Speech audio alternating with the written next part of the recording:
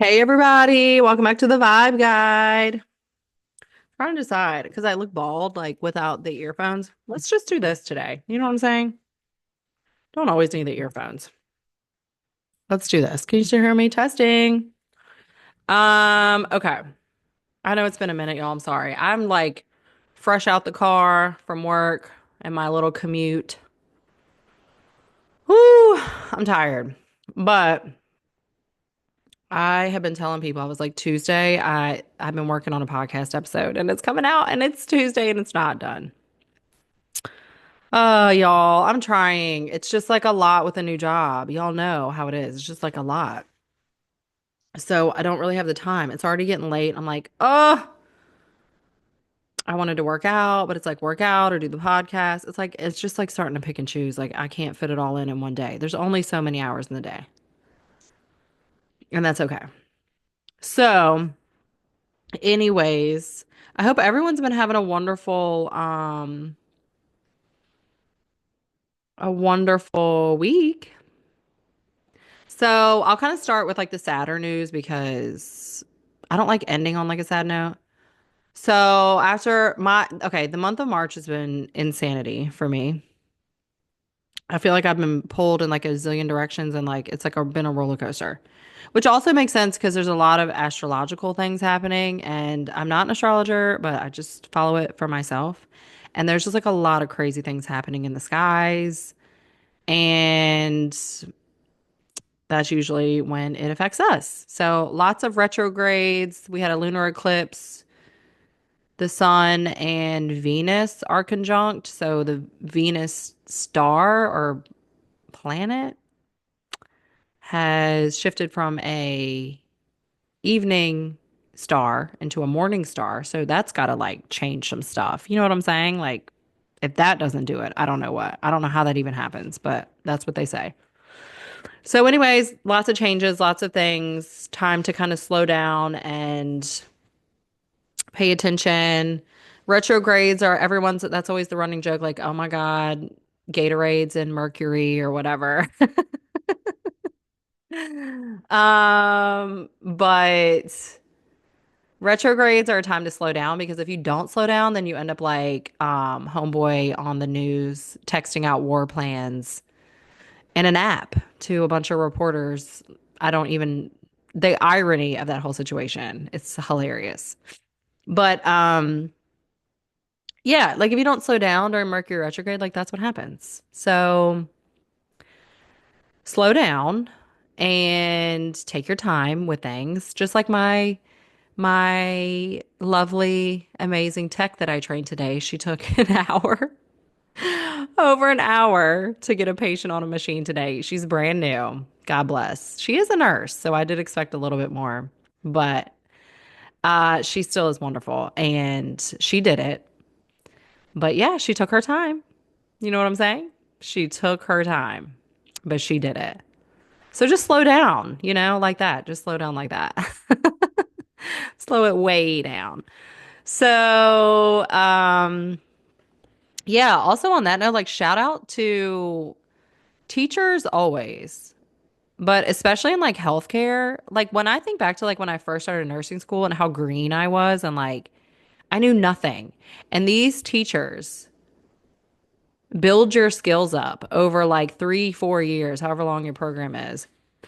And then when you hop out of there, you're like you're on your own and you're like throwing in IVs, hanging drips, and it's like kind of wild when you think about it. It's really kind of wild.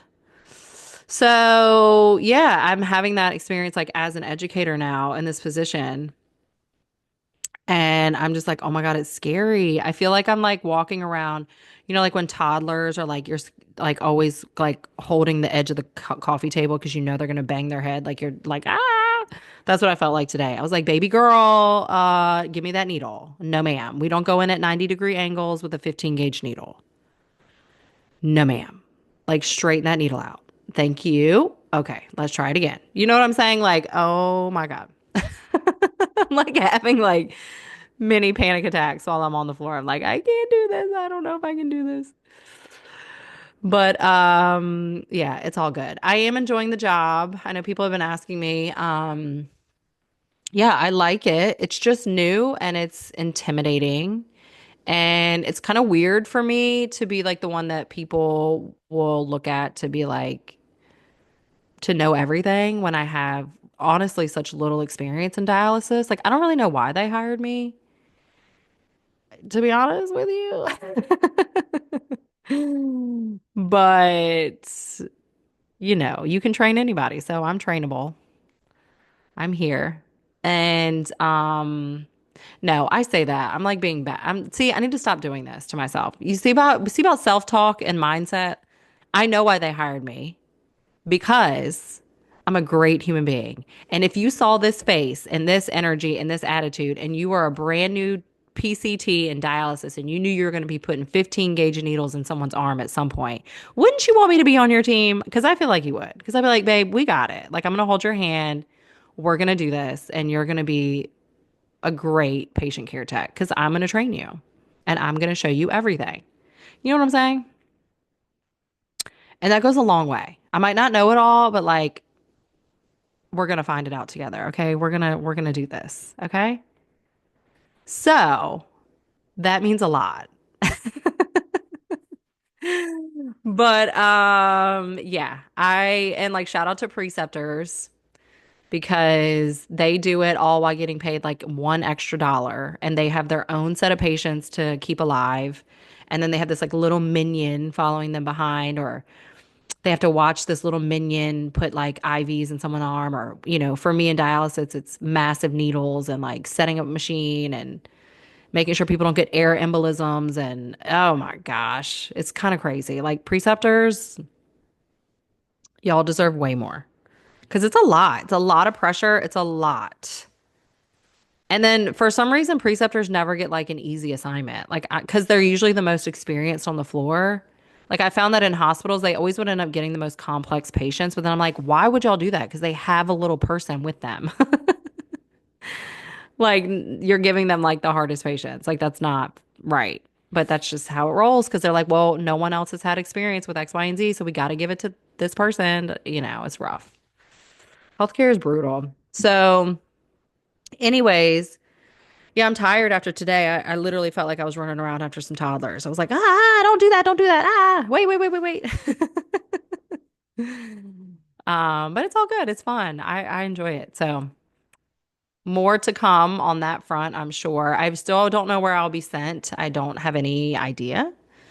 But yeah, speaking of that, like speaking of traveling, I was thinking about my mom now because we had like a very sudden death basically in the family. She is family. She is my mom's very best friend. And she suddenly passed away the Saturday or Sunday when I got back from Nashville. So went to Nashville, had like the best time ever, and then came home to like some really horrible news. So it was like very high highs, very low lows in the past week. So kind of wanted to start on that because, it's not the most pleasant thing, but it's what's going on in my life, and that's what we do on the pod. So, yes, she was my mom's very best friend. My mom, for those that don't know, my mom's from Ireland. So she came over here. My parents were married, and then they got divorced like 20 years later. And like my mom doesn't like all of her family's still in Ireland. So she's always felt very kind of alone, I feel like. And then enter Elaine. And Elaine, they were both nurses at the hospital. And Elaine, my mom is like very quiet and kind of reserved. My mom's just like a really sweet person and like, she's kind of very to herself, kind of. And Elaine is like, hello.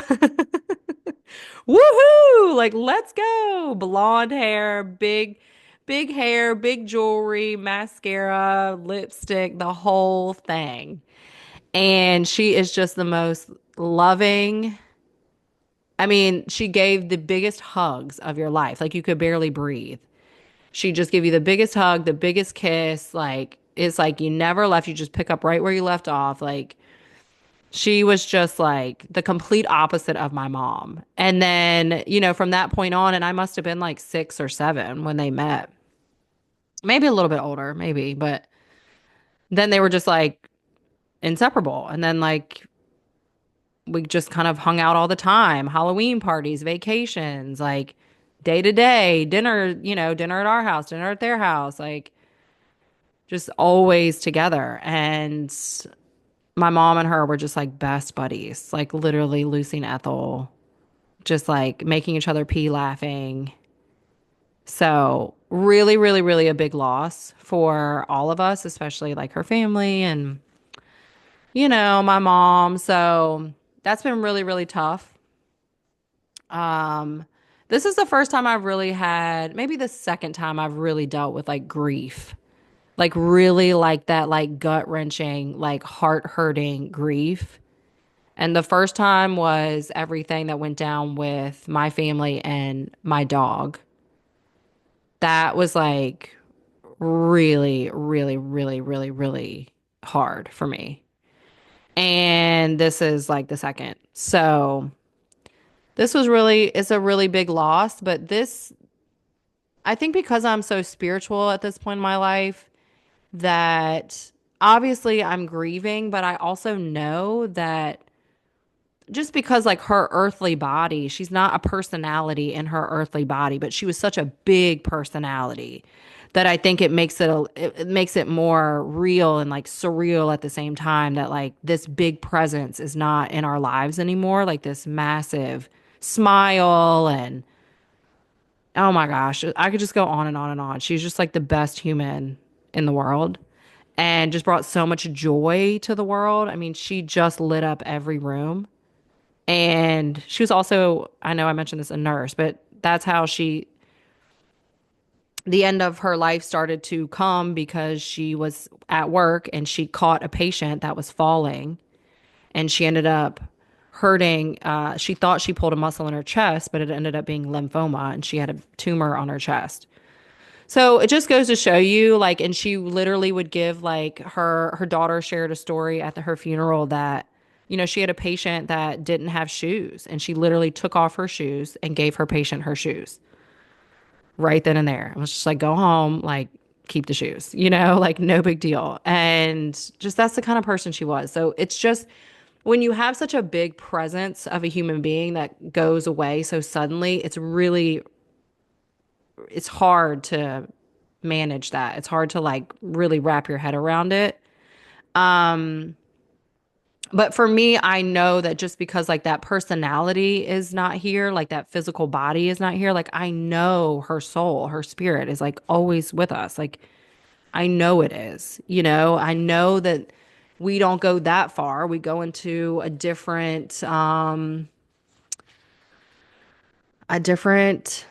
dimension, and whatever you want to call that, whatever your beliefs are, it's like, you're at rest. Like you're out, you've had this human experience, you've experienced everything that you needed to, and God's like, okay, like we're good. Like this is the end of the road. You did what you needed to do, and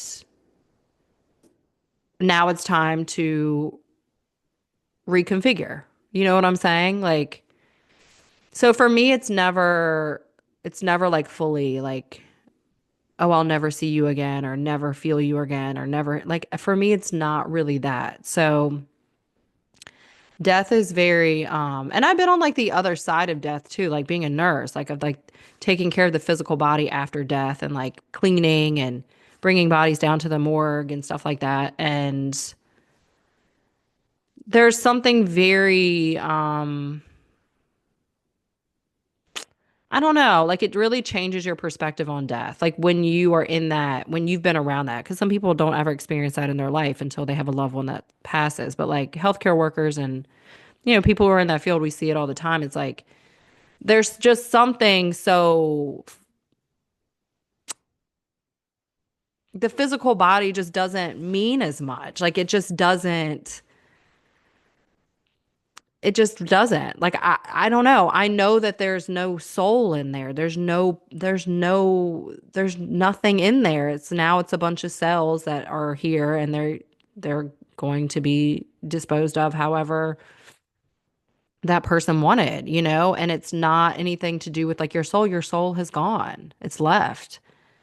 and it's in a much better place. Like honestly, a much more peaceful place, like a much more painless and like calm and this when we come down, when we decide what human body we're going to integrate into, or God decides, or whatever you believe in, that shit is like, that's rough, man. If you think about childbirth and like how traumatic it is, like us coming in and choosing to integrate into this human experience, like that, it's an intense experience from start to finish. So when you finally take that last breath and whatever you believe, and you see the light and you go on, and that's the end of the road for that physical shell that you're in, it's a very peaceful moment for that person because this life is like a crash course. I mean, can you like it's so loud and it's like, I mean, it's just like from every angle, it's just like so much when you really think about it. It's just very intense, this whole experience. And then like what you go back to is just like very like it's almost like what I feel like meditation. It's just like very calming, it's very zen, it's very peaceful. And until you choose maybe another life or whatever, again, whatever you believe in. Like, I don't know, but I kind of want to start with that conversation because it's a little deep and it's a little it's sad. And I know that people experience grief and grieve in different ways and things like that. And I definitely, I'm not saying that just because I'm saying all this that like, oh, it should be easy because well, you're saying that they're right here, but they're not. I don't feel it or whatever. There's all that. Like, and don't get me wrong, like I've definitely still grieving and I definitely still cry because I miss that like personality. I miss that physical hug. I miss that voice. I miss, you know, all those things. So it's definitely hard, but there is such a peace that I feel knowing where she is because I know that she's at peace and I know that towards the end it was really painful. So, um yeah, it still doesn't make it easy. So, for anyone that's grieving a loss of any kind, like, it's just a tough road and I'd say my number one bit of advice is just let the feelings come and like let the emotions come, and if you want to be angry, then be angry. If you want to be sad, then be sad. If you want to cry, cry. If you don't. Like, just let it come in the waves that it's going to come. And it might not come the day, it might come a year later. It just, grief really is a funny thing. And it hits everyone very differently. So for me, like this experience, I'm so open and I'm such a, like, I feel like I'm such a vulnerable person that, I mean, just from like the moment that I realized it didn't. I was in Nashville and I talked to my mom and like I knew that she hadn't passed yet, but I knew. And I got a little teary eyed. I remember we were getting coffee and I really started to think about what that looked like and how quiet my life would be. And, that's sad because I love bigger than life people and like larger than life personalities. And like, I love that. So I remember feeling like, I started to go there and then I was like, you know what? No, like don't do that. Like she has not passed yet. She might, you never know. Miracles happen all the time. People are extubated and they breathe on their own and then they come around, like you never know.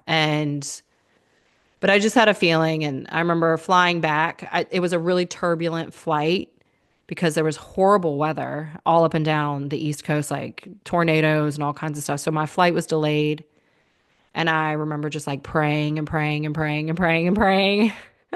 And I remember just like envisioning just like angels on the wings of the plane and being like, land this motherfucker, please. Okay, safely. But yeah, I remember just like praying and oh man, that was rough because I remember feeling like maybe she had passed and I didn't know for sure, but the timing, and I still don't know for sure, but I think right around the time that I was flying back is around the time that she had passed. So I remember just like really thanking her and kind of having that emotional experience on the plane. And then we landed and then I drove home and then I didn't know anything that night, but then the next morning my mom had called and said that she had passed. So, um, I drove over and then that's when it really, really, really hit me, like really hard. Because Elaine was someone who always, like when I would pull in the driveway, she was always like on the back deck and she was always like yelling and like waving and like, get your ass in here, like waiting to just give you a massive hug. And so when I was pulling up the driveway, like I knew she wasn't going to be there. And it just came over me. Like I just started hyperventilating, which has never happened to me before. I was just sobbing, sobbing, crying. And so like for me, I feel like my grieving, the healing starts to happen kind of quickly for me because I let myself be sad. I let myself just like sob, like snot coming out, like I'm not embarrassed about it. Like my mom came out and just we all cried in the driveway and like I'm not embarrassed about that. And so, and I remember everything that went down with my dog and my dad and all that. Like I just cried and cried and cried and cried and cried and cried and cried and cried and cried and cried and cried and cried and cried. I mean, like I just don't even think I had any tears left. Like it felt like a death of like not only my dog, but like my dad. So it felt really, really, really, it's really like very difficult for me. But I mean, I made it through, you know what I mean? And like after a few weeks of just like crying, I finally like started to feel that you start to feel like the weight start to lift a little bit and you feel a little bit lighter and you feel a little bit lighter and you think about it a little less and you think about it a little less and you get over the anger and the resentment and you really start to like move on. And that's not a bad thing because I feel like when people pass, people get really scared that they're going to move on and that, oh my God, that person's going to be mad at me because I'm moving on. It's like, no, like that's a natural part of like going through a death and like it's a natural phase. So yeah, I think so my grief has been like, it's only been a week or so, so it's still very fresh and it's still very like I get, teary-eyed if I talk about it too much and I definitely on my commutes, it's like memory lane on my commutes and that's very difficult. So, but yeah, I'm like overall, it's like I just trust and I know that like I'll see her again and you know, she's always around for sure. So, yeah.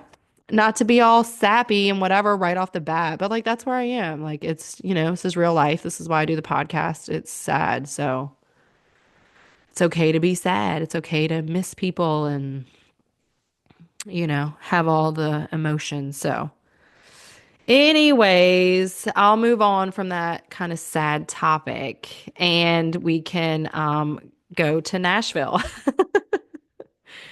So, Nashville was fun. I don't know how much I'm gonna say about Nashville. Like, do I really put it all out there? I don't know.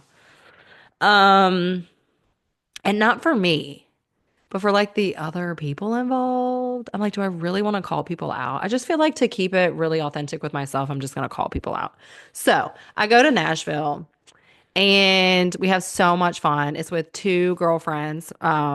One I had never met, and then the other was like an old friend, kind of like friend of a friend who I went to Barcelona with, and like we've known each other for a while, a few years, and we know we like, have a good time together, whatever. So we all get along, we all meet and like get along, and we just have like the best time. So we went initially for the T-Pain concert. So we go on like, I think it was Friday night. This was also like the lunar eclipse. So go figure. It was like a little woo for me.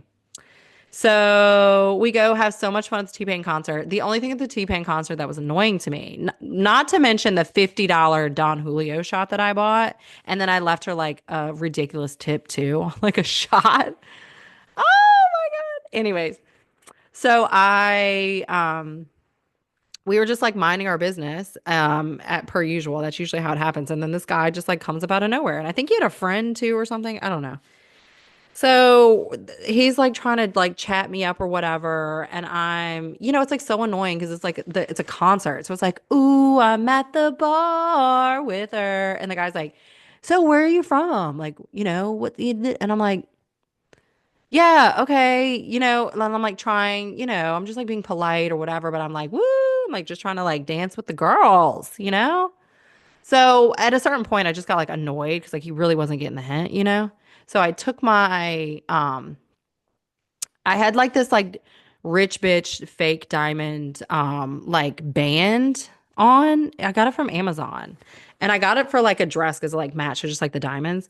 But anyways, I had it on my middle finger. So then I took it off and I put it on my ring finger on my left hand. And I was like, oh my gosh, you know what's so crazy is I'm married. Like that's wild. Like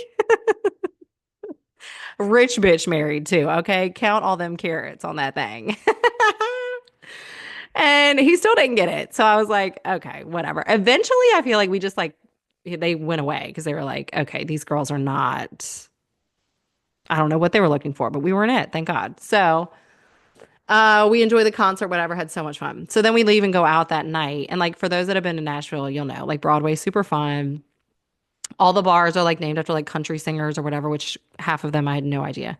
So we go out and I don't know what was in like the water that night. But also, this is what I want to say. Like, this is like about self-worth and self-confidence and all this stuff. Because we were out. It was the SEC basketball championship and it was also college spring break. So there was like a lot of youngins running around, right? And I'm young. I'm 34, but like I'm not like 20s. I'm not like that young. You know what I mean? But I remember just like at one point looking around and being like, you could not pay me to go back into my 20s. And like these girls wearing these like outfits, and they are so uncomfortable. They half of them looked super insecure. And I'm just like, see, I don't want to go back to that time because I remember feeling that way. And I remember like putting so much of my self-worth into like what men thought of me, or like if we went out and like they didn't give me any attention, I would feel like, wow, okay, I guess I am ugly or whatever. You start to like go down this like horrible rabbit hole. And I remember doing that a lot in my 20s. And now I'm like in my 30s and I'm like, fuck all of y'all.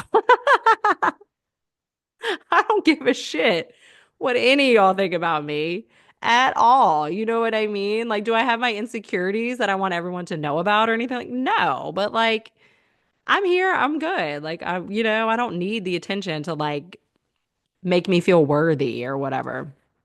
So, but I don't know. That like hit me like when I was in Nashville. I was like, damn, girl, you come a long way. You're a bad bitch. Okay. These men could never. They could never. Okay. So, anyways, we're at the Dirk Bentley rooftop bar, I think it was. And we walk in and it's like there's like a DJ who is DJing for his whole life. I mean, DJing. Like there is no one on the dance floor, but this man is literally he's just DJing for his soul. He's like could care less that no one is on the dance floor. And it was like him and one other dude and they were just like vibing. And I was like, "Okay. All right." So that was contagious. So then like us three were just like the only ones on the dance floor. So then we like go over to the bar. Bartender's super cute. Gives me no attention. And I was like, "Fine, your loss." He was so cute. He had like dirty blonde hair, dirty blonde. I can't wait to like really start dating. This is going to turn into like a podcast dating bonanza, whatever that word is. Bonanza. Because those stories are always the most fun. But anyways, he had like dirty blonde beard, like dirty blonde hair. I was like, "Oh my God." He was just really cute.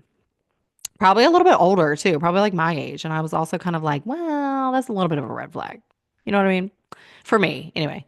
So he gave me no attention. So I was like, ugh, next. So then we go into the little dance floor and we're dancing. And then the security guard comes. I see him like kind of like looking at me or whatever. And I was like, oh, I'm in trouble.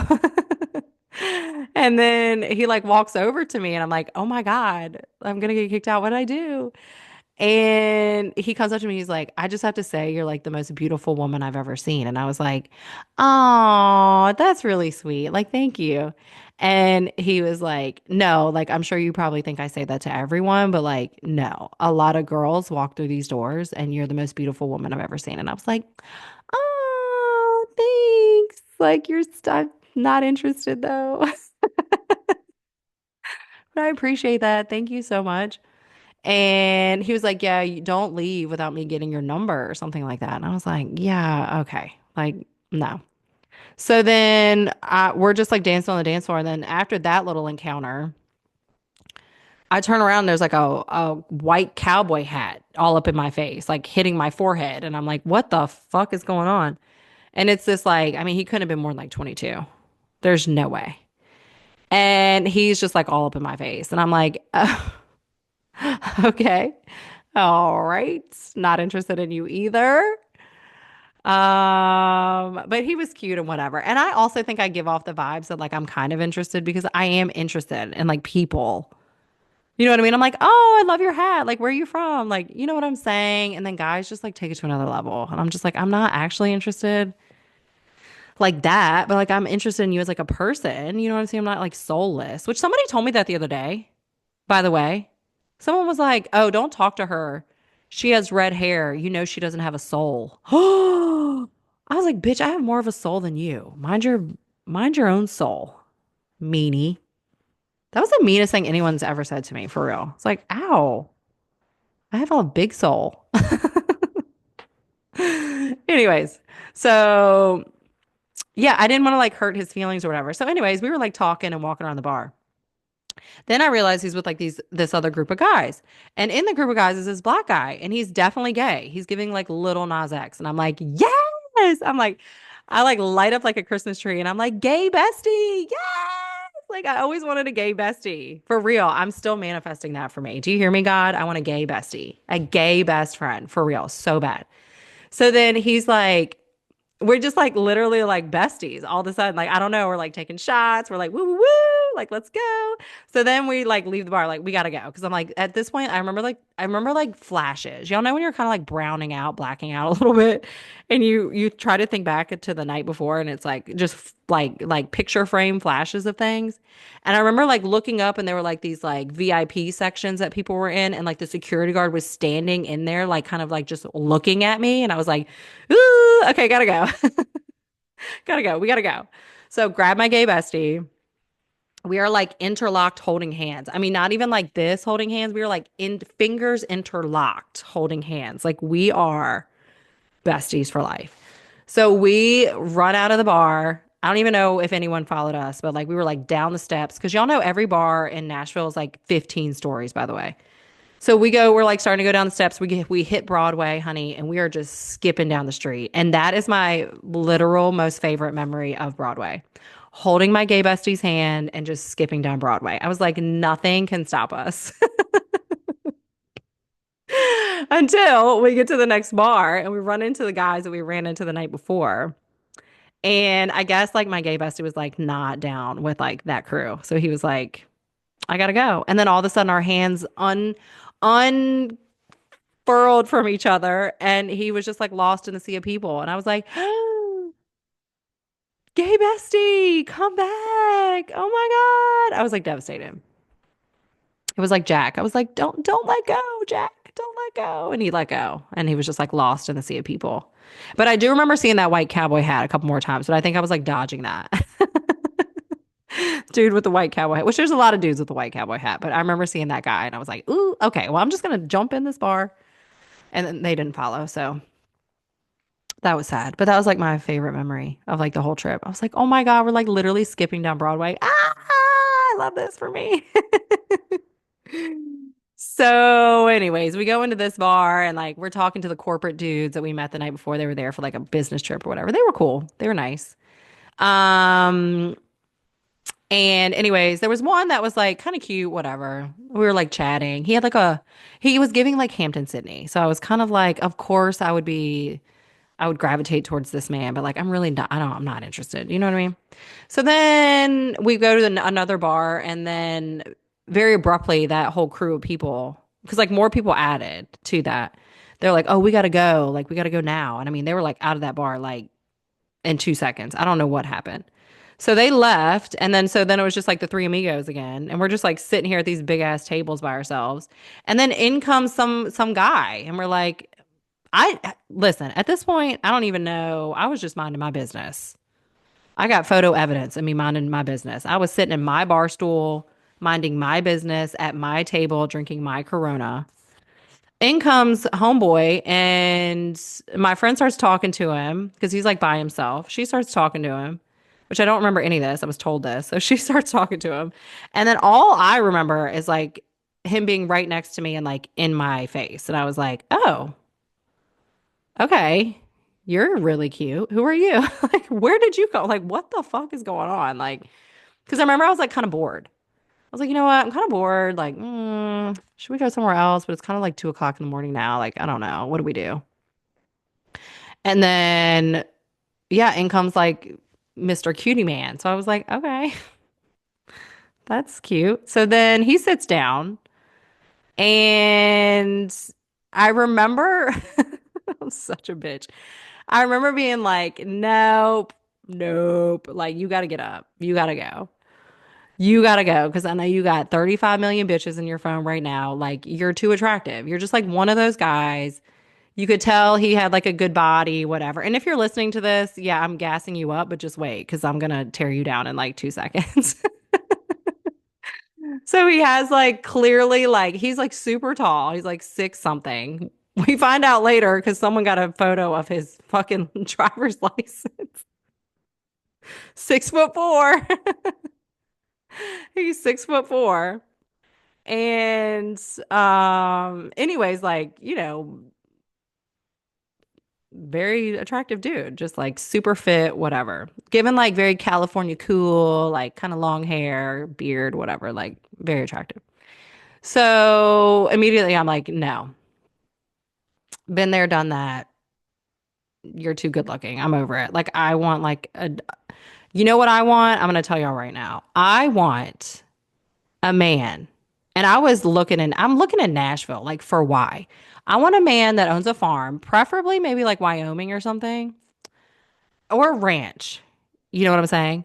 And wears Levi's, gets dirty, knows how to like fix my car, can fix my fence, can ride horses, wrangling the cows, is like wants me to like stay at home and make sourdough and like walk around in my wildflowers all day, like and maybe have like still have a PRN nursing job. You know what I'm saying? But like I don't have to because he's like, I got you.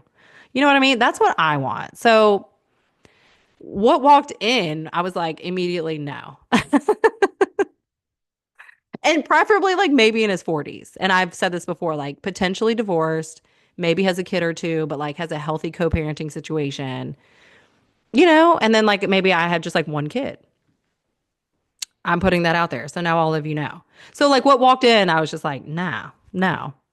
And I remember being like, okay, get away from me. Like you have too many bitches in your phone. I know you do. Like you're already giving fuckboy energy. I'm good. So then he just like hands his phone over. And I'm like, all right, well, fuck it. I'll go through it. And I remember seeing like two girls' names at the top. And because I have like PTSD with the guys and the phones. Okay. This is going to be a very long episode, I feel like. I dated a guy who one night, I don't even know, it was like a situationship. Like this was like early 20s. This was like fresh out of college. He was a lawyer. He was a little bit older than me. He was an actual sociopath, clinically like diagnosed. I'm not even kidding you. He should be locked up and not allowed to participate in society. So I always knew he was like doing whatever he wanted to, right? He always kept it like he wanted to like have me when he wanted and like whatever, whatever. And I'm like this young idiot. Like I'm like, oh, no. So, anyways, one night I'm like at his house and it's like 2 o'clock in the morning. We get back from the bars and I'm just like, you know what? Don't even ask me how I got in this man's phone. I have no clue. I probably put it up to his face, but that was before like face shit on the phone. So I actually have no idea how I got in the phone. But I remember I got in the phone and it was like I could scroll through the text messages, like scroll, scroll. And I'm like, you're ugly, number one. You're this dorky lawyer. How are you pulling all these girls? Like, what am I missing? You're a little chubby. Like, what the and what am I doing? Like, ew. So then I remember I literally like smacked him in the face and woke him up and I was like, take me home right now. Crazy. That was a crazy night. I won't even. Anyways, I got home one way or the other. Okay, I got home that night. I was pissed. I literally like flipped his whole apartment upside down. So, anyways, I have PTSD from that. So then, like, here's this guy handing me his phone, and I'm like, oh, okay. Like, thinking I am not really going to pay attention, I'm sure, is what he thought. But no, like, I clocked the names. I clocked, there was like a photo with a girl and a dog. And now this, I'm telling this story, right? And I actually don't know any of this to be what I'm about to say. I don't know for sure. But I don't really care because you know what? A woman's intuition's never wrong. So we're chatting, whatever, whatever. They see, I don't even see this actually. My friend saw the photo with the girl with the dog. And then we got to talking about it. It's like his dog. And I'm like, oh, it's an adorable dog, super cute. Like, I have a dog, blah, blah, blah. Well, I did have a dog, X, Y, and Z. I'm sure my mouth, I was like, oh yeah, I'm estranged from my dad. Like, nah, like I probably went into the whole thing, like super, super oversharing. But anyway, so that happens, right? So somehow numbers get exchanged and I don't know, he's like all up in my grill. Like I don't even remember. I remember we got back to the apartment, they were like, Caroline, he was like literally up your ass. And I was like, what? Like I don't remember that. They were like, yeah, you were like dodging him, like he was like trying to kiss you and like all up on you. And I was like, oh my God, I don't remember that at all. Like, oh my God, I'm really blacked out. I don't need to go anywhere. So anyways, we get on the phone and he's like, oh yeah, come over and hang out. Come get in the hot tub. And so immediately I was like, ugh, who do you think I am? Like, my vagina is not going 10 seconds near a hot tub, sir, ever in your life. Like, my vaginal health is way more important than a fucking hot tub with you. Okay. No. Immediately, no. I seen what I needed to see. No. And I shut that shit down immediately. I was like, no, Caitlin, no. Hang up. Just hang up. Hang up the phone. So we just like hang up and that's that. And I'm like, oh yeah, we're all gonna go to breakfast in the morning. At this point, I just needed to go to bed. So then hear nothing, right? So then that's like poof, vanish, gone. And I'm like, he probably had a girlfriend. Like, that's horrible. Like, whatever. But, maybe he doesn't. I don't know. So then we get home and I'm telling my best friend, and I'm like, girl, this guy was like super cute. And we found him on Instagram. And I'm like, well, I found him on Instagram. And because I'm like, was that even real? Like, was that real? This person can't, like, what happened? So find him on Instagram, and I'm like, obviously not going to add him because I'm like, that's weird. I'm not like, that's weird. I don't even know this guy. I just wanted to make sure he was like a real human with an Instagram. So I'm talking to my best friend, and she's like, well, just add him. Like, who cares? Like, he's single, I'm sure. Like, if he was doing all that. And I'm like, listen, you don't know these guys, Samantha. Like, you've been married for almost a decade now. Like, you don't know these men out here. And she was like, okay, well, but just like what's the worst? I mean, really, like who cares? And I was like, all right, whatever, sure. So I add him and then he adds me back and I'm giving all these details because why not? So start a conversation. I'm like literally, oh, this is what another thing. So then he adds me back and I'm just like, oh, okay. Cool. And then obviously you look at their page and I'm like, oh, okay, girlfriend in 2021. Like, oh, all right. Maybe he's not single. Maybe I'm an asshole. Like, so then we're talking a little bit, like, mild conversation, you know. And all of a sudden, silencio. Weekend comes around and it's silencio. So I'm like, oh, he got a girlfriend. Shit. So we're like all just like, the girls convene and we're just like, whatever. Like, maybe he does, maybe he doesn't. Like, oh God, that's fucked up if he does have a girlfriend, but like, whatever. So then we're like talking about it some more. And I had forgotten about the picture with the girl and the dog. And I'd forgotten about the name in the phone. And I'm like, wait, that girl's name was Hannah. So I'm like, and I vividly remember, I mean, I remember it being the first thing in the phone. So like, I couldn't forget it. And she was like, well, maybe that's the girl maybe that's the dog. Like, maybe that's her with the dog. We're like, you guys, I'm dying. Because I'm gonna put this out on like public fucking radio, and this guy's gonna listen to this and be like, these bitches are crazy. So I am like, well, the name was Hannah. Like, and you know what? I'm putting myself out there, y'all, because I'm just real. All of y'all have done this. All of y'all still do it. Like, don't even try and act like you have never. Okay. And it didn't even take that deep of sleuthing to figure out what the fuck was going on. So I was like, oh, I was like, Hannah, dog. Okay. So then I looked at his tagged photos and I'm like, I just like happened to look through and there was like a photo of the dog. So I was like, oh. And then the dog has its own Instagram. So I'm like, oh, okay. So then I go and look at the very first photo and like right in there is like a Hannah so and so who liked the photo. So I was like, oh, well, maybe. So then I click on her name and I'm like, oh, okay. Maybe that's her. Then I go back to his profile, and one of the photos on his profile is the same girl, like bet, like girlfriend vibe with the little heart caption, whatever. And I'm just like, I know this man was not in Nashville with a girlfriend from 2021.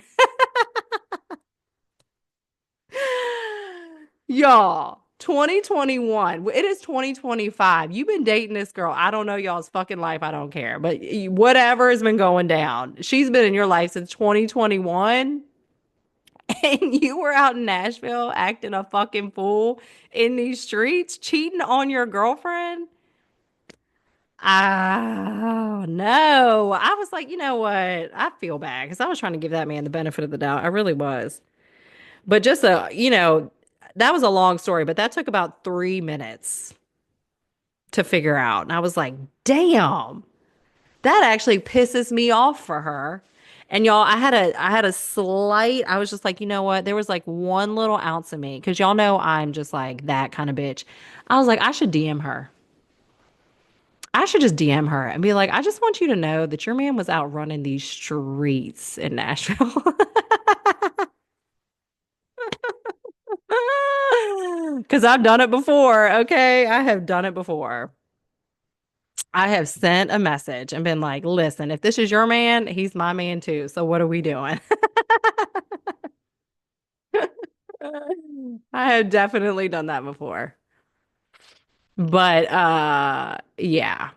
So needless to say, that's over with. Uh, but how funny. And also just like do better. It's 2025. We're not cheating on our girlfriends in 2025 as like a 30-year-old. We're not doing that. Just like break up. Like it just irritates me. I'm just like, be a man. Like clearly you don't like your girl that much if you're just out in these streets doing whatever. You don't like her that much. So just break up and then go do whatever you want to do. Like I promise you, you really don't like her. Like, because you don't treat people that you like and love that way. Like you don't. And if you do, you got bigger issues and you should probably go to therapy because like that's fucked up, you know? Like I have had multiple opportunities in my life to cheat on multiple ex-boyfriends. The most recent would have been Barcelona with my ex. In Barcelona, in comes with the same friend that I was in Nashville, okay? Because she's the one that pulls these men in. Okay, she's giving black cat energy. She's like sultry, sexy, confident, whatever. It ain't me. I'm golden retriever, la di da di da. I'm just like, oh, me? You think I'm pretty? Oh, thanks. Like, cool. I'm not giving that. So, anyways, Caitlin pulls them in for me. And we're in Barcelona, and here comes this like little jacked, like 6 foot whatever man worked for the Queen of England as like security or some shit. I don't know what a CIA or whatever he said, top secret service, whatever. I don't freaking know. But he was cute. And me and my ex were definitely still together. And we kind of had chit chatting all night. And, it was kind of towing the line. And I was starting to feel a little guilty. And then they walked us home. And I was like, listen, it could go either way. It could go either way. And I was like, nope, nope, nope, nope, nope, nope, nope, nope. You are not that kind of person. I am not going to do my boyfriend like that. Like, I respect him too much. I'm not going to do that because that's fucked up. I'm not doing that. So I didn't. And like, guys can't even blame alcohol because I was drunk as a skunk. I was just like, no, I'm not that kind of person. I'm going to feel horrible in the morning if I do that. I'm gonna feel like the lowest piece of shit on the planet if I do that. And I'm just like, I'm good. Like, I would love to maybe have a little fun. And he was really good looking, but no, no. And then you want to know what I did when I got home from Barcelona? I broke up with my boyfriend because I was like, if I was like considering it that hard, and I actually wanted to, but I didn't because I have integrity and I have a conscience and like no matter what anybody does to me, I'm not going to be doing all that. Okay? I'm just not because I'm not that kind of person.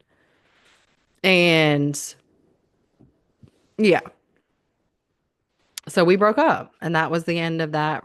Y'all know the deal. And if you don't know the deal, I've spelled it out in the first 49 episodes of this podcast. So go back and listen.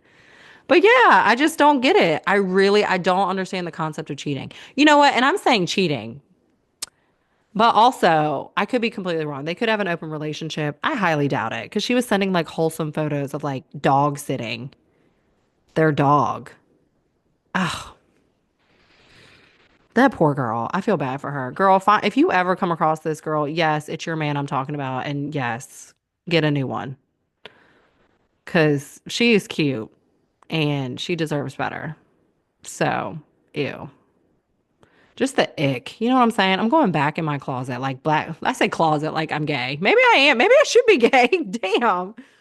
Lord, Freudian slip going back in the closet. I don't know. God. I mean, these men out here, they're just like an Americanized men. Cause like I don't even know if he was American. I think he was from Mexico or something, but I don't know. These Americanized men out here, like they are the worst. Every woman should date like a European and like truly be in like an actual real relationship because these men out here,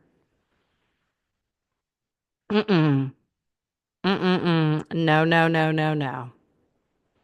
They are so immature and just like just grabbing onto whatever's fucking shiny.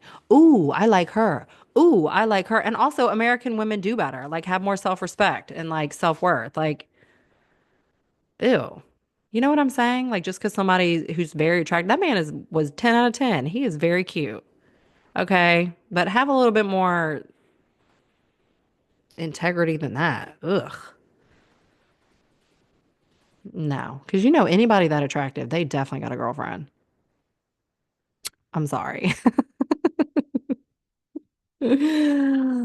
So that's the deal. That is the deal with me. Work, you know, hanging out, running these streets with these men that don't know how to behave, and death. You know what I'm saying? So that's been my March. Okay. That's been the month of March for me. As you could tell, why I have not put out an episode. So that is, I'm probably going to regret talking about all of this and like throwing, you know what? But it's not his business. It's my business because I was there. No. In all honesty, you know, I just love shit like this because it's good for the podcast. Y'all love a good fucking story. I know y'all love a good story. I cringe, and the person who I'm talking about in this will probably cringe and be like, damn, okay. But, you know, it's good for the ratings. Cause y'all love a good story. I know these little listens go way up. When I share some tea, y'all love that. Okay. But anyways, I gotta go. I gotta go. I gotta get off the phone. I gotta go. I love y'all. I have to get ready for tomorrow. I gotta go take a shower. I chose to forego my workout so I could record this podcast, so you're welcome. And yeah, I gotta get ready for my day tomorrow. More teaching the little new learners of dialysis. So, all right, you guys. Love you guys. Have a great week. Bye.